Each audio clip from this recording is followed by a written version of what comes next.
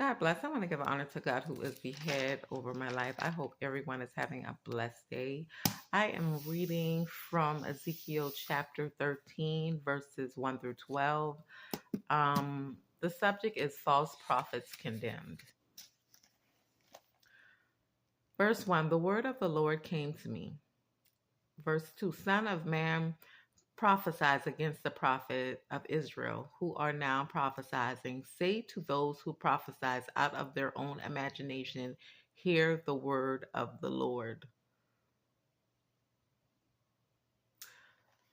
So in verse 2, it's saying the Son of Man prophesies against the prophet of Israel who are now prophesying. Say to those who prophesize out of their own imagination. If God did not give you a vision for something, that means it wasn't meant for you. Okay. And when you search out for a vision on your own imagination, you are not only condemning God, but you are also condemning yourself. Because if you weren't sent by God, but you have an imagination that this is something that you should have, God will serve the judgment. 3, this is what the sovereign law says. Woe to the foolish prophet who follows their own spirit and have seen nothing. Now, in verse 3, it says, this is what the sovereign law says. Woe to the foolish prophet who follows their own spirit. See, when you are running for God, you cannot follow your own spirit. The spirit of the Lord has to lead you, because you need to know what steps to take next. You need to meditate on his word, and he will tell you what other steps that needs to be done. Okay. Matter of fact, somebody that is a prophet, God will lead you into the scriptures to bring forth to his people, because he's using you as a vessel to bring these words to his people. Okay. And another thing is you know that when God calls you, or you know when the Lord is working in your favor, because a whole nation will know. But when you play with God, you're playing with your soul. Okay. So it says, foolish prophets who follow their own spirit and have seen nothing. I have to see what God is telling me to do in order for me to do the next step and the next following step. Because if I don't know what to do, then it's like the blind leading the blind. I'm only leaning to my own understanding. That's why when God sends a prophet, when he's using a prophet, and someone is using things that they had no vision for, God will condemn you, not me. In verse 4, it says, your prophet Israel are like jackals among ruins. So in here it's saying your prophets of Israel are like jackals among ruins. Means soon it's gonna, it's gonna come down soon. 5, you have not gone out to beaches in the wall to repair it for the people of Israel, so that it will stand firm in the battle on the day of the Lord. Whoever God uses for his glory, that will stand. But whenever you're using something off false pretenses, whenever you're using something off what you've seen or what you heard or your imagination, it won't last, because God will bring it down.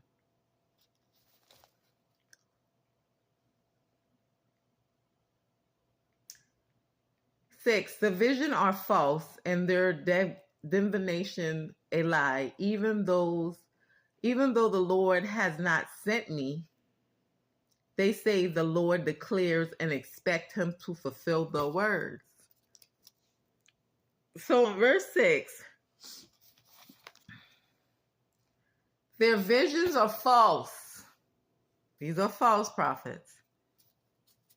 And their damnation a lie, even the word the Lord has not sent me, they say. The Lord declares and expects him to fulfill their words. See, in order to be sent by God, in order to be sent by the Lord, you have to see visions, because he's leading your step and what to do next. That's how he's working through you.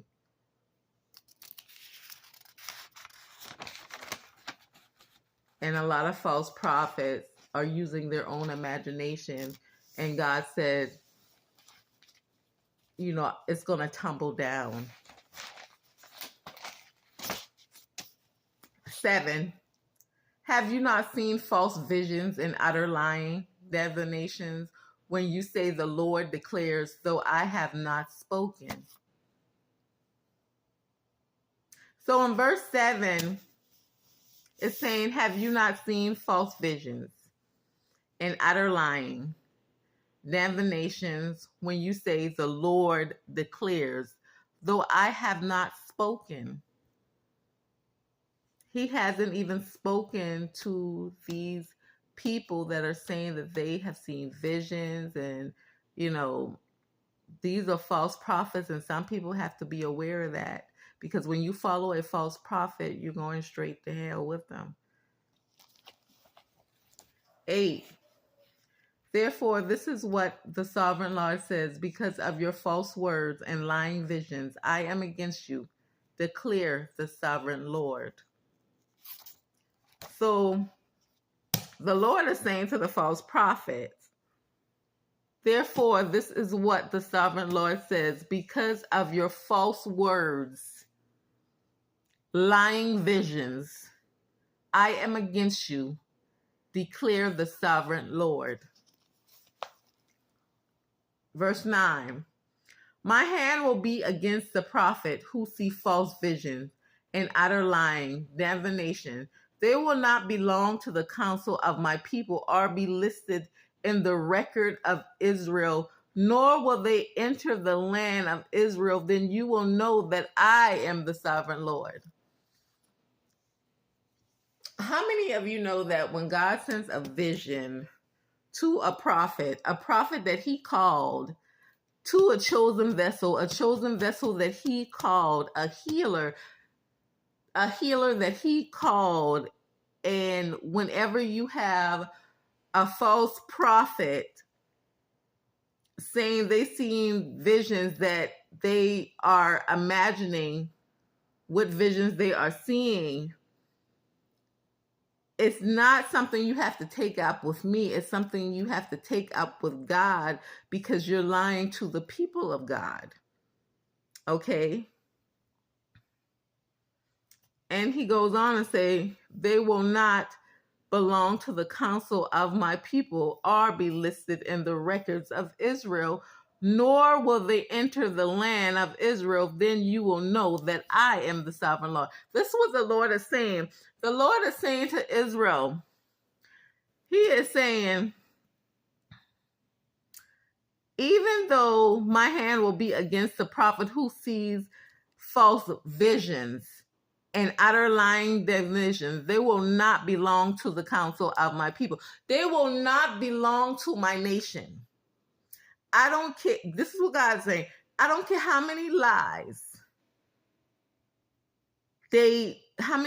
of visions they see. I don't care how many words they speak. He said they will not belong to the council of my people or be listed in the record of Israel, nor will they enter.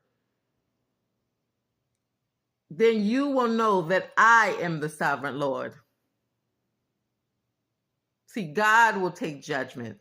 The Lord will take judgment, because when people does that, when you have false prophets doing that, you have to face God, because you're leading people astray when you do this. 10, because they led my people astray, saying peace when there is no peace. And because when a flimsy wall is built, they cover it with whitewash. So the definition for whitewashed is a concealment of someone's mistake or faults in order to clear their name.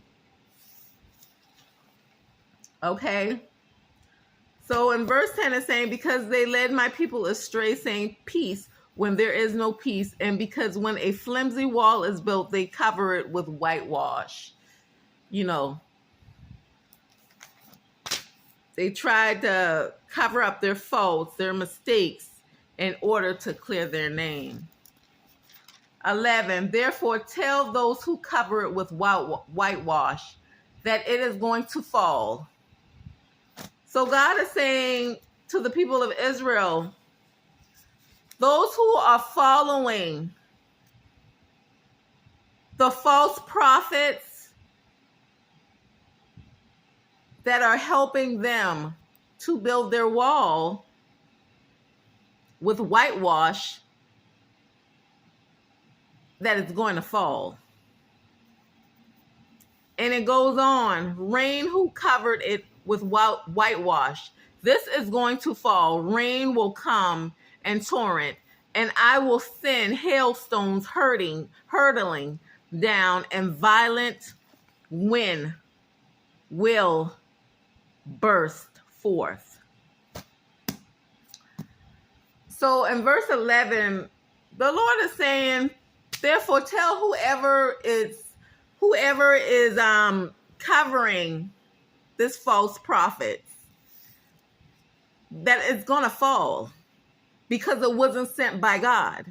It's going to fall because you're not walking with God. It's going to fall because God said, I didn't send you. God said,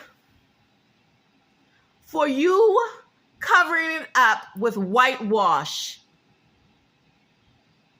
I will come in torrent, and I will send hailstones hurtling down, and violent wind will burst forth. See, one thing people cannot do, you cannot play with God. Verse 12, when the wall collapses, will people not ask you, where is the whitewash you covered it with? There's some false prophets out there, and God is about to tumble it down, because he said, you are leading my people astray. And I'm about to tumble every whitewash that you are covering up to lead my people astray.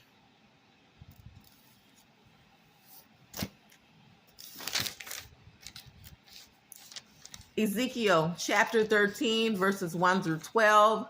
The subject is false prophets condemned.